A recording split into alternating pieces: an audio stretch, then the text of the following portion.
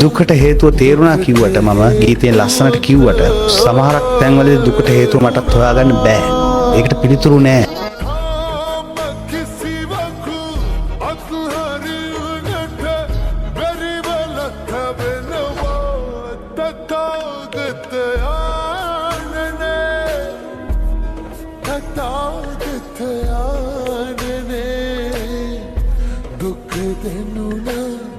दुख हेतु तेरुना दुख देनुना दुख हेतु